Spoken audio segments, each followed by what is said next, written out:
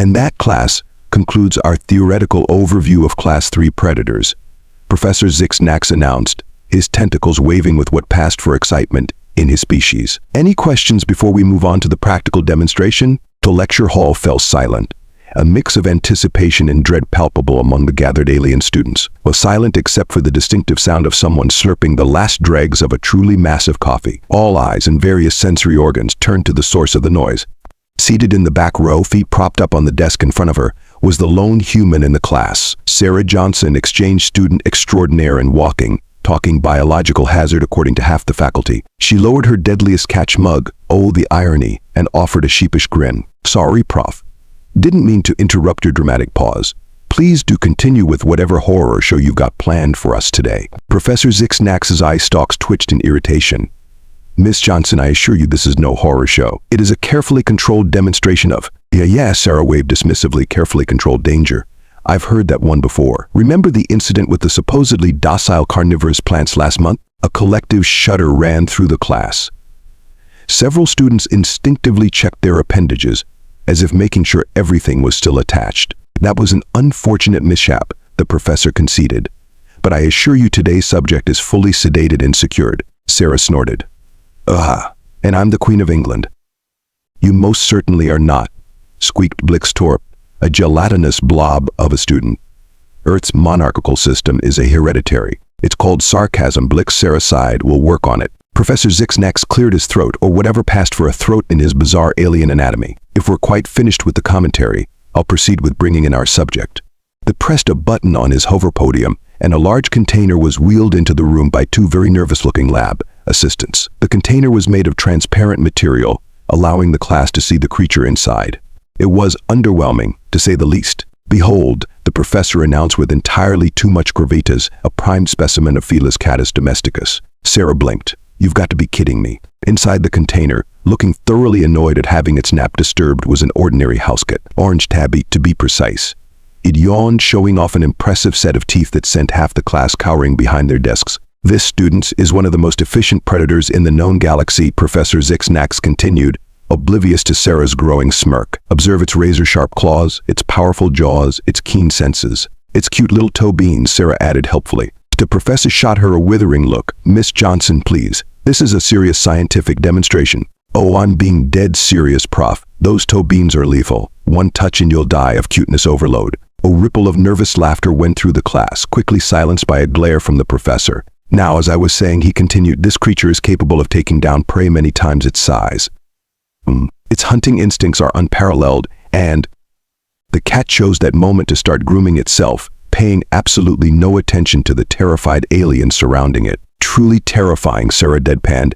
I'm shaking in my boots. Professor Xanax's color changed to a deeper shade of purple, a sign of frustration in his species. Perhaps a practical demonstration will illustrate my point more effectively. I will now attempt to handle the creature, showing you the proper technique for. Hoa. Sarah sat up straight, suddenly alert. You're going to do what now? Handle the creature, the professor repeated slowly, as if explaining to a particularly dim child. I assure you, I am fully qualified and have studied Earth fauna extensively. Sarah raised an eyebrow. Oha. And how much of that studying involved actually touching a cat? The professor's silence was answer enough.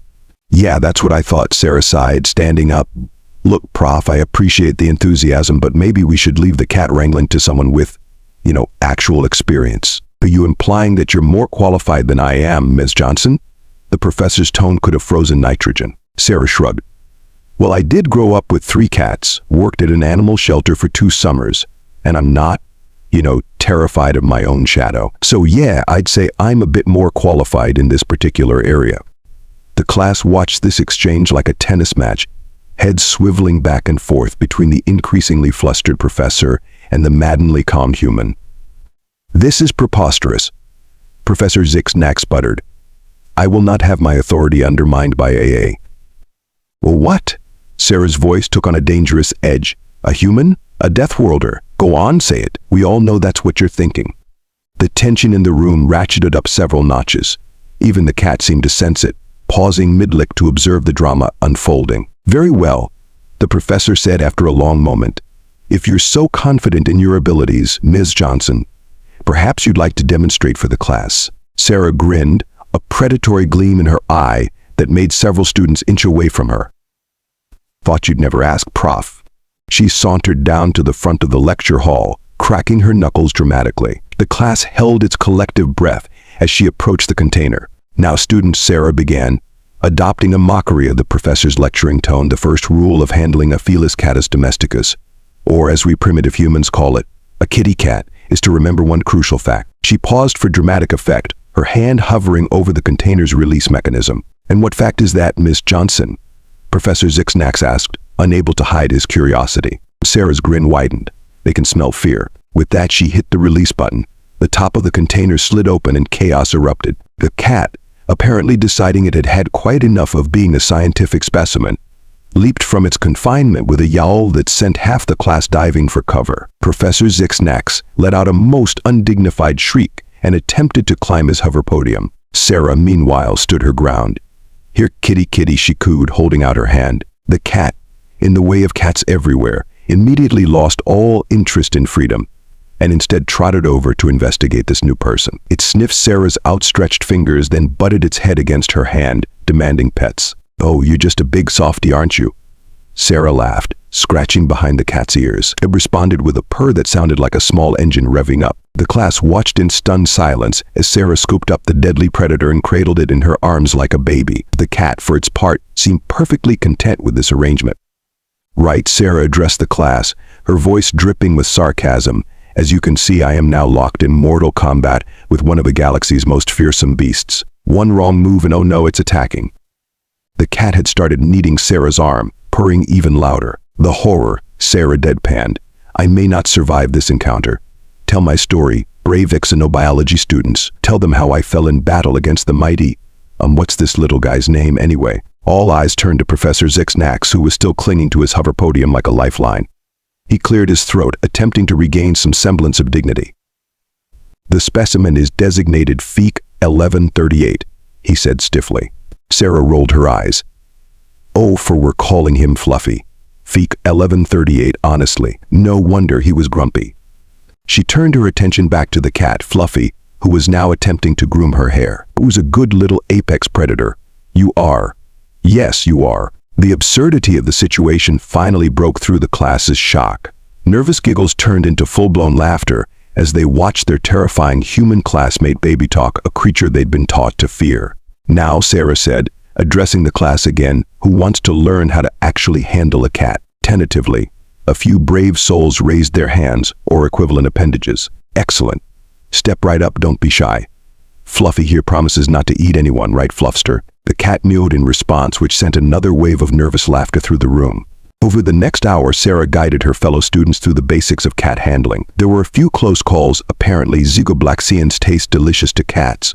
Who knew? But by the end, even the most timid students had managed to pet Fluffy without fainting. As the class wound down, Sarah found herself surrounded by a group of awestruck aliens, all clamoring to ask questions. "How did you know it wouldn't attack?" Blixtorp asked, his gelatinous form quivering with excitement. Sarah shrugged.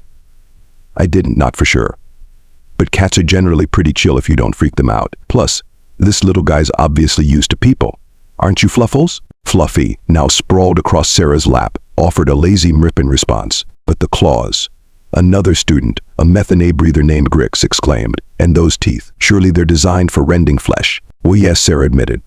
"Cats are predators. They hunt, they kill things. But they're also domesticated. Humans have been living with them for thousands of years. They're not out to get us." "Fascinating," Blixtorp burbled. "And you say humans keep these creatures in their dwellings, voluntarily?" Sarah nodded. "Yep, they're pets. Companions. Some people treat them like family." This revelation sent a wave of excited murmuring through the group. The idea of willingly cohabitating with a predator was mind-boggling to most of them. "But why?" Grix asked, his breathing apparatus hissing with curiosity. "What purpose do they serve?" As Sarah thought for a moment, absently stroking Fluffy's fur. "Well, originally we kept them around to hunt pests, mice, rats, that kind of thing. Now, they're just nice to have around. They're soft, they purr, they do silly things that make us laugh. Sometimes they're aloof, sometimes they're cuddly. They've got personalities, you know?" The aliens exchanged bewildered looks. The concept of keeping a potentially dangerous creature around simply because it was nice was utterly foreign to them. Besides, Sarah added with a grin, haven't you ever wanted to say you've tamed a fearsome beast? Makes you feel pretty badass. This at least seemed to resonate with some of the students. A few puffed up with pride, clearly imagining themselves as mighty predatormers. Johnson. A new voice cut through the chatter. Professor Xanax had finally descended from his hover podium and was approaching the group cautiously. I must admit, your handling of the situation was impressive. Sarah raised an eyebrow. Why, Professor, was that almost a compliment? The alien's eye stalks twitched in what might have been embarrassment. Yes, well, while your methods were unorthodox, to say the least, I cannot argue with the results. The student seemed to have learned a great deal. Always happy to help broaden some horizons, Sarah said, her tone softening a bit. Though maybe next time, give me a heads up before you bring live animals to class. I could have brought treats. Fluffy here would kill for some catnip. The professor's color shifted to a pale green, alarm, if Sarah remembered her alien biology correctly. Kill. But you said. Sarah laughed. Figure of speech, Prof. Remind me to give you a crash course in human idioms sometime. Could save you a heart attack. Or whatever the equivalent is for your species. Professor Xanax nodded slowly. I see. Yes, perhaps that would be beneficial. Your species' use of language is quite colorful. Oh, you have no idea, Sarah grinned. Now, what do you say we find Fluffy here a more comfortable place to hang out? Pretty sure the lab container isn't up to human standards of pet care. The professor agreed, and soon the class was trooping down to the biology department's vivarium. Sarah led the way, still cradling Fluffy, who had fallen asleep in her arms. As they walked, Sarah found herself bombarded with more questions from her classmates. But is it true that Earth felines can survive falls from great heights? Asked T-Zix, a bee insectoid, being with a particular interest in physics. Yep, Sarah nodded. They've got this crazy ability to right themselves in midair. Plus, their bodies are basically built to absorb impact. There's stories of cats falling from skyscrapers and walking away with barely a scratch. I shan't. This elicited a chorus of impressed clicks and whistles from the aliens. And they possess some form of mind control, do they not? This from Vexora, a telepathic species that was always suspicious of other beings' mental capabilities. Sarah almost tripped over her own feet. Wait, what? Mind control? Where'd you hear that? Vexora's antennae twitched nervously. Is it not true? We had heard that felines can bend humans to their will, forcing them to provide food and shelter. For a moment, Sarah just stared. Then she burst out laughing, startling Fluffy awake. Oh man, that's amazing. No, Vexora, cats don't have mind control. They're just really good at looking cute and pitiful when they want something. And yeah, it works on us more often than we'd like to admit. I do not understand, Vexora said, clearly confused. If they do not control your mind, why do you give in to their demands? Sarah shrugged, which was quite a feat while holding a cat.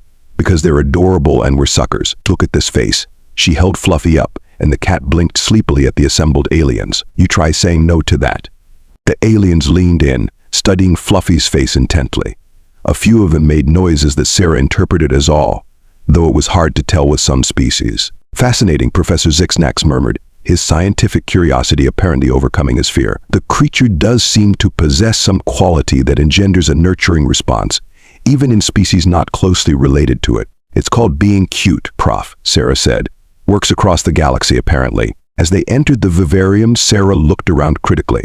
Okay, we're going to need to make some adjustments here. Fluffy's going to need a litter box, some toys, a scratching post, and somewhere high up to perch. Cats love to be up high.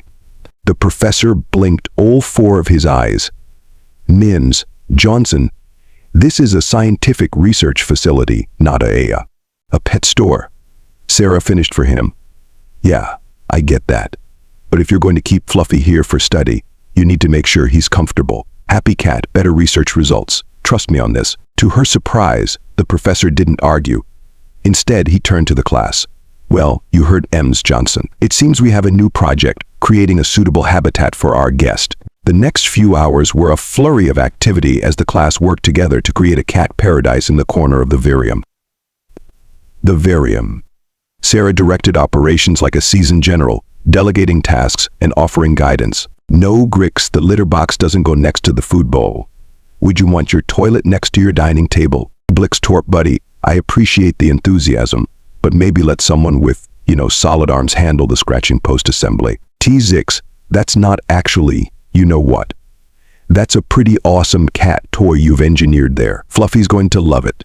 Throughout it all, Fluffy supervised from Sarah's arms, occasionally offering a meow of approval or a disdainful flick of the tail. As the makeshift cat habitat neared completion, Sarah noticed Professor Xanax hovering nearby, his eye stalks twitching with what she'd come to recognize as curiosity. "Something on your mind, Prof?" she asked. The alien scientist startled slightly. "Ah, Ms. Johnson, I was merely observing. Your expertise in this area is quite remarkable." Sarah shrugged.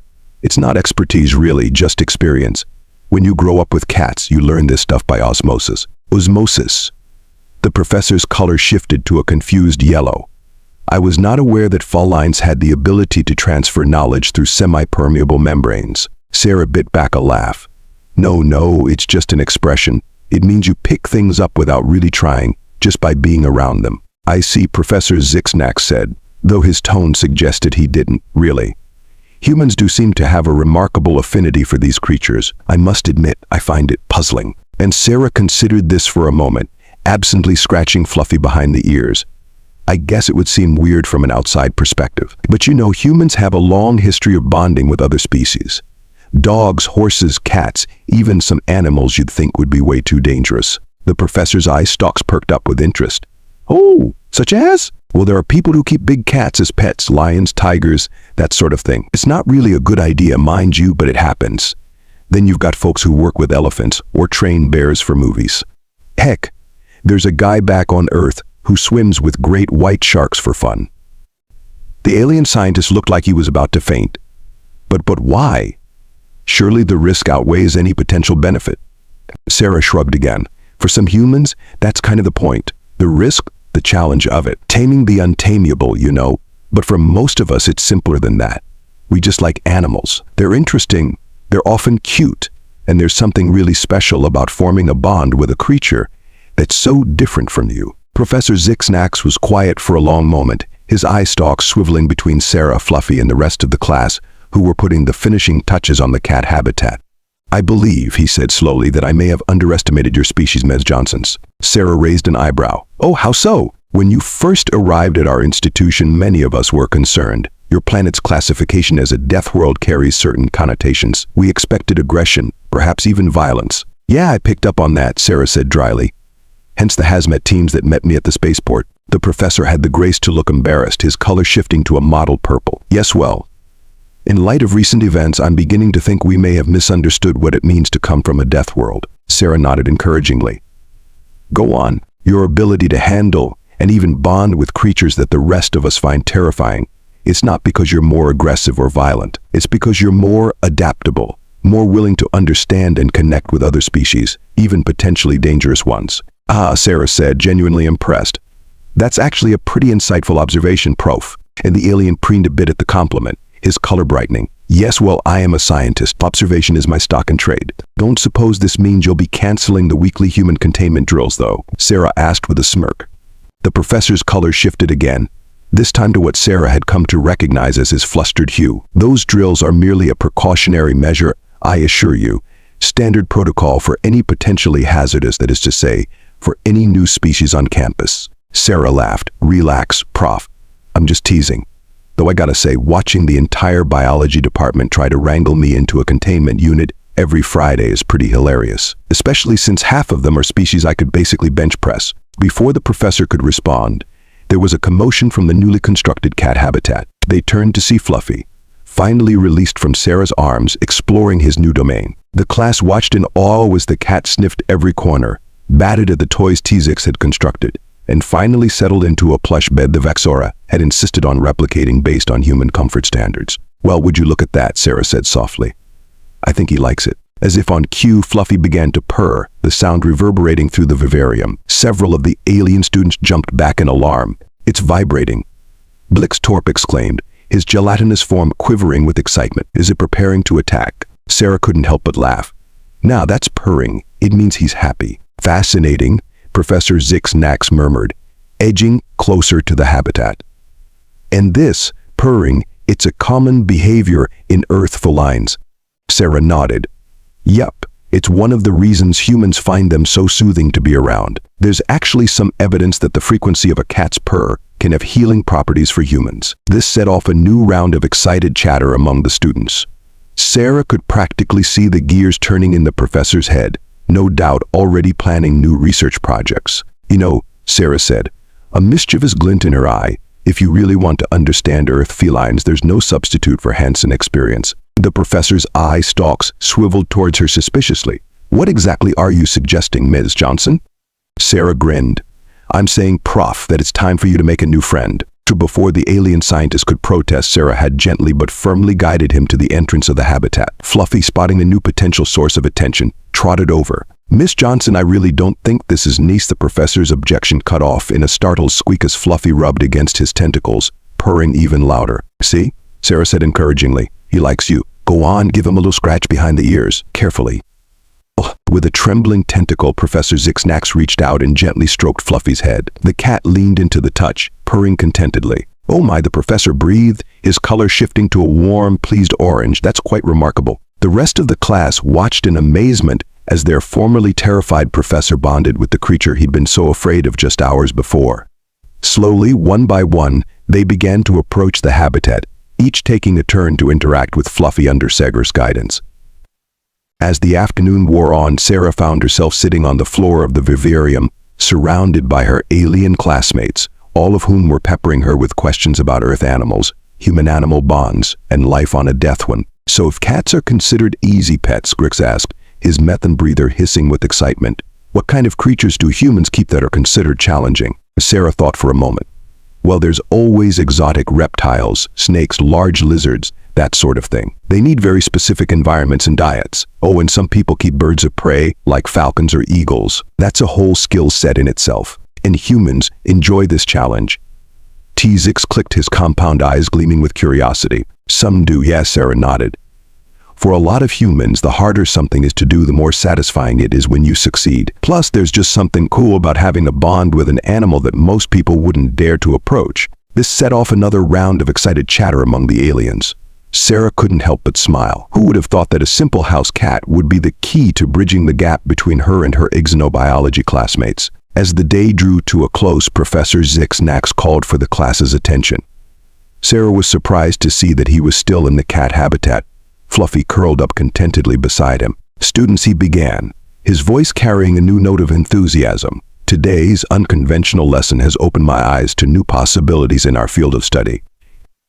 Ms. Johnson's expertise has shown us that there is much to learn about interspecies relationships, particularly when it comes to creatures from death worlds like Earth." Sarah felt a warmth in her chest at the professor's words. It was nice to be seen as more than just a walking biohazard for once. And therefore, the professor continued, "I am proposing a new course of study, Practical Xenobiology, Earth Edition. Miss Johnson, would you be willing to assist in designing and teaching this course?" Sarah blinked in surprise. "Me? Teach? I mean, I'm just a student myself, Prof." "Perhaps," Professor Xixnax agreed, "but you possess practical knowledge that none of our current faculty can match. Your insights today have been invaluable." Sarah looked around at her classmates, seeing eager nods and encouraging gestures, or the alien equivalents thereof. She thought about all the misconceptions she'd encountered since arriving on campus, all the fear and misunderstanding about her home planet and its inhabitants. "You know what?" she said finally, a grin spreading across her face. "I'm in. Let's teach these folks what Earth is really all about." The class erupted in cheers and various alien sounds of approval. Even Fluffy joined in, mewing loudly as if voicing his own excitement. As Sarah began discussing potential lesson plans with the professor and her enthusiastic classmates, she couldn't help but laugh at the absurdity of it all. Like she'd come to this alien university to learn about life on other worlds, and here she was, about to teach an entire course on life from her own planet, all because of one ordinary house cat named Fluffy. "Well, little guy," she said, reaching down to scratch Fluffy's chin, "looks like you and I are going to revolutionize Xenobiology education. Not bad for a day's work, ha." Fluffy purred in response, and Sarah could have sworn he looked smug. Then again, he was a cat. Looking smug was kind of their default state. As the excited chatter of her classmates washed over her, Sarah felt a sense of anticipation building. Sure, she missed Earth sometimes, but right now, there was nowhere else in the galaxy she'd rather be. After all, she had a class to prepare for. And something told her that Xenobiology 101, Intro to Earth's Apex Predators, was going to be the talk of the campus. Let the other human exchange students stick to boring old physics and chemistry. Sarah Johnson was about to make Xenobiology the hottest course in the universe. And it all started with a cat. As the excitement of the impromptu lesson died down and the other students filed out of the vivarium, chattering animatedly about the day's events, Sarah found herself alone with Professor Xanax and Fluffy. The cat had made himself comfortable on a cushion in his new habitat, looking for all the world like he owned the place. "So," Sarah said, breaking the comfortable silence, "I guess we should probably talk about the logistics of this new course, huh?" Professor Xanax's eye stalks bobbed in agreement. "Indeed, Ms. Johnson. There is much to consider. Curriculum design, safety protocols, resource allocation." "Yeah, about that," Sarah interrupted, a thought suddenly occurring to her. "We're going to need more animals, aren't we? I mean, Fluffy's great and all, but he's just one species. If we're going to give a comprehensive overview of Earth's fauna, we'll need a bit more variety." The professor's color shifted to a thoughtful blue. "You raise an excellent point. Our Xenobiology department does have connections with various intergalactic zoos and conservation programs. Perhaps we could arrange some loans." Sarah winced. Maybe we should start a bit smaller. I'm not sure the campus is ready for a lion or an elephant just yet." "Quite right," the professor agreed, looking slightly relieved. "What would you suggest?" Sarah thought for a moment. "Well, we could start with some other common Earth pets. Dogs, obviously, they're probably even more important than cats when it comes to human-animal bonds. Maybe some small reptiles like bearded dragons or geckos. Oh, and definitely some rodents, hamsters, gerbils, that kind of thing." As she spoke, Sarah could see the professor's eye stalks twitching with increasing alarm. "Miss Johnson," he said carefully, "are you suggesting we fill our laboratory with a menagerie of Earth's most dangerous wildlife?" Sarah couldn't help but laugh. "Prof, trust me, none of the animals I just listed are dangerous. Well, unless you're a cricket, I guess. Bearded dragons love their crickets." The professor's color cycled through several shades of confusion. "But they're from Earth. Surely they must be lethal in some way." "Nope," Sarah said, popping the P for emphasis. "Most animals on Earth are pretty harmless, especially the ones we keep as pets. Heck, humans are probably more dangerous than 90% of Earth's species." This revelation seemed to stun the professor into silence. Sarah could almost see the gears turning in his alien brain, reevaluating everything he thought he knew about Earth and its inhabitants. "Tell you what," Sarah said, taking pity on the overwhelmed alien, "why don't I put together a proposal?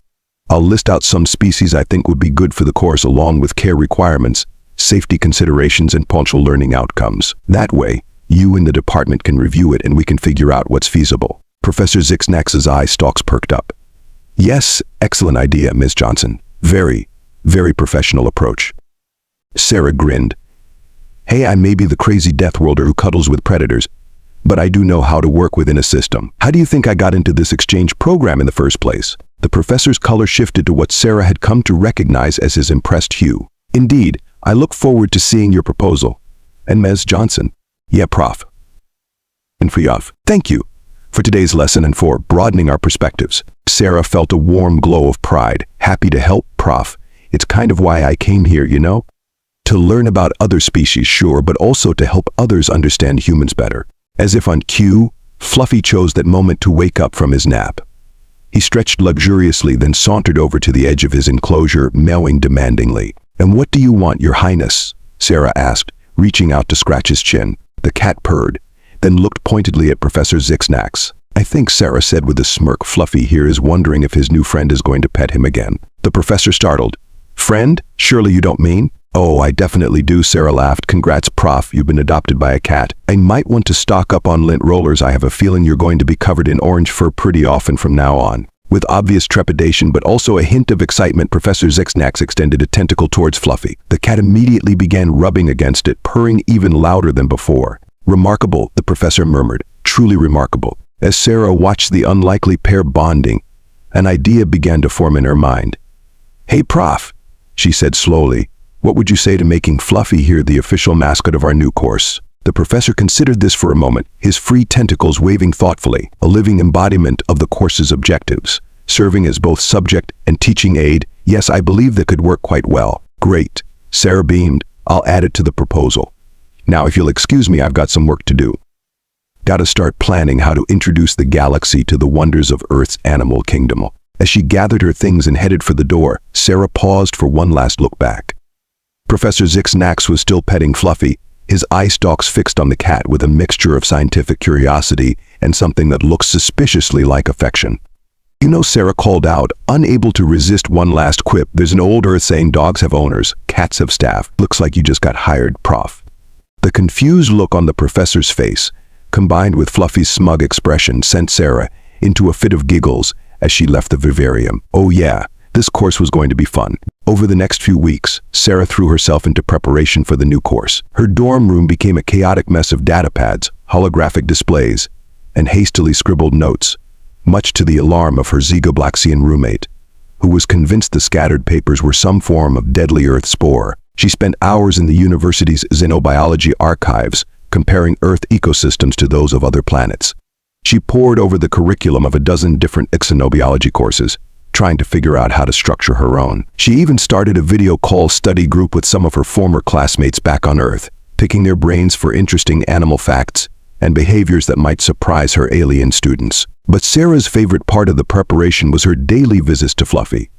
The cat had become something of a celebrity on campus, with students from all departments finding excuses to stop by the vivarium for a peek at the famous Earth predator. Much to Sarah's amusement, Professor Xixnax had taken to spending his lunch breaks with Fluffy, alternating between taking meticulous notes on the cat's behavior and engaging in what could only be described as baby talk, though the universal translator struggled mightily with that particular form of communication. It was during one of these visits that Sarah had a breakthrough. She'd been watching Fluffy chase a laser pointer, operated by a thoroughly entertained Blixtorp, when it hit her the key to teaching aliens about Earth animals wasn't to focus on their physical characteristics or biological functions. It was to show how they interacted with their environment and with humans. Excited by this revelation, Sarah burst into Professor Xixnax's office the next day, her arms full of notes and holographic projectors. "Prof," she exclaimed, barely noticing as she sent a stack of alien petri dishes clattering to the floor. "I figured it out." And the professor, who had been in the middle of examining some sort of pulsating fungus, jumped at her entrance. "It's Johnson. What have you, that is? What exactly have you figured out?" Sarah began setting up her holographic projectors, her words tumbling out in a rush of excitement. "The course structure. See, we've been thinking about it all wrong. We can't just present Earth animals as isolated specimens to be studied. We need to show them in context." A series of images sprang to life around the office. A dog helping a blind person navigate a busy street, a trained monkey assisting a paralyzed individual, a therapy horse working with autistic children. "Earth animals aren't just creatures that happen to share our planet," Sarah explained, her eyes shining with enthusiasm. "They're our partners, our helpers, sometimes even our healers. That's what makes Earth unique, not that our animals are particularly deadly, but that we form these incredible bonds with them." Professor Xixnax's eye stalks swiveled rapidly, taking in the various images. "Fascinating," he murmured. "And you believe this approach will be more effective in teaching xenobiology?" "Absolutely." Sarah nodded vigorously. "Think about it, we've already seen how interested everyone is in Fluffy, not just as a biological specimen, but as a living, interactive being. If we structure the course around the ways humans and animals work together, live together, help each other, I think it'll give a much clearer picture of what Earth is really like." The professor was quiet for a long moment, his color shifting through various shades as he considered Sarah's proposal. Finally, he spoke. "Miss Johnson, I believe you may have stumbled upon something quite revolutionary here. A xenobiology course that focuses not just on the biology of alien species, but on their cultural and social significance. Yes, I think this could work very well indeed." Sarah let out a whoop of joy, then quickly composed herself. Thank you, Professor. I'm glad you see the potential in this approach." "Ah, indeed," Professor Xixnax said, a hint of amusement in his voice. "Though I must ask, how do you propose to provide practical demonstrations for all these human-animal interactions? Surely we can't bring an entire Earth farm to our campus." Sarah grinned. "Well, that's the best part. We're going to use holograms, video feeds," and she paused for dramatic effect. "Virtual reality." And the professor's eye stalk stood straight up in surprise. "Virtual reality? But our xenobiology department doesn't have access to such technology." "No," Sarah agreed, "but the computer science department does. And as it happens, I've made some friends over there who are very interested in collaborating on this project. Something about the challenge of simulating Earth's deadly fauna in a safe, controlled environment." She conveniently left out the part where she'd bribed the computer science students with promises of authentic Earth snacks from her personal stash. Apparently, Doritos were considered an exotic delicacy in this part of the galaxy. "Miss Johnson," Professor Xixnax said slowly, "I'm beginning to think we may have underestimated you rather severely when you first arrived on our campus." Sarah shrugged, trying to look modest but unable to keep the grin off her face. What can I say, Prof? Humans are full of surprises. Now want to help me figure out how to fit a virtual reality elephant into your office. As she launched into an explanation of her plans for a VR safari experience, Sarah couldn't help but feel a sense of accomplishment.